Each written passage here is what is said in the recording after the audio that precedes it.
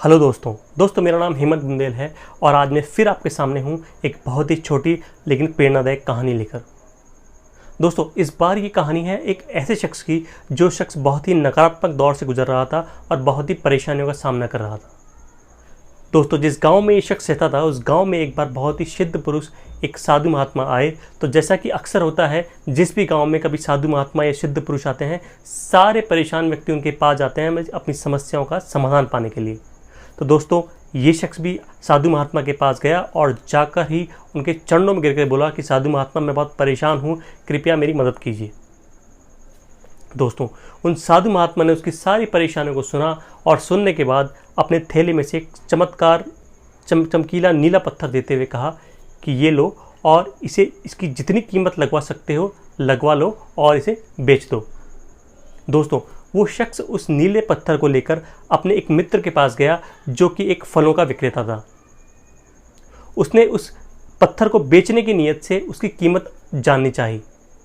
उसके उस मित्र ने उस पत्थर को देखा और देखकर कहा, ये पत्थर देखने में बहुत ही सुंदर है, मैं इसके 1000 रुपये तुम्हें दे सकता हूँ। दोस्तों वो शख्स निराश हो गया और निराश होकर उसने ये सोचा कि क्यों ना मैं इसे अपने दूसरे मित्र को दिखाऊं जो कि एक बर्तनों का व्यापारी है।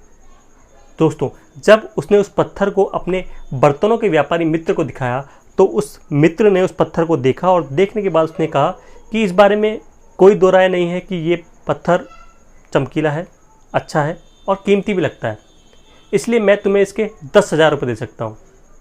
दोस्तों जब उसने 10,000 रुपये के बारे में सोचा तो उसने सोचा क्यों ना इसको मैं एक बार एक सुनार को भी दिखा दूँ।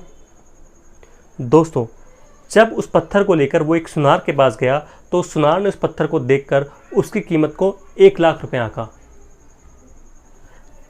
तब उस व्यक्ति को इस बात का अंदाजा हो गया कि ये पत्थर कोई मामूली नहीं है।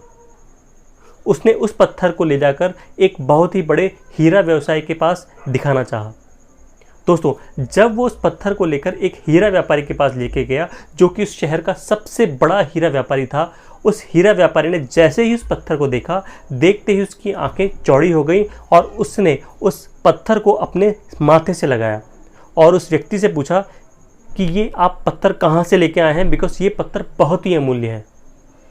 ये पत्थर इतना अमूल्य है, इतना कीमती है कि अगर मैं अपनी सारी संपत्तियां बेच भी दूं तब भी इसकी कीमत नहीं चुका सकता। तो दोस्तों इस कहानी से हमें क्या शिक्षा मिलती है? इस कहानी से हमें शिक्षा मिलती है कि हम क्या हैं।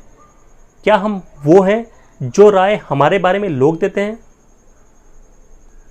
दोस्तों हमारा जीवन बहुत ही अमूल्य है, कोई भी शख्स हमारे जीवन की कीमत नहीं लगा सकता। तो दोस्तों कभी भी अपने बारे में दूसरों के द्वारा किए गए नकारात्मक कमेंट्स को लेकर अपने आप को गिराइए मत। आप बहुत ही अमूल्य हैं, आपकी कीमत बहुत ज़्यादा है। दोस्तों इसी बात को लेकर अब मैं अपनी कहानी समाप्त करता हूँ।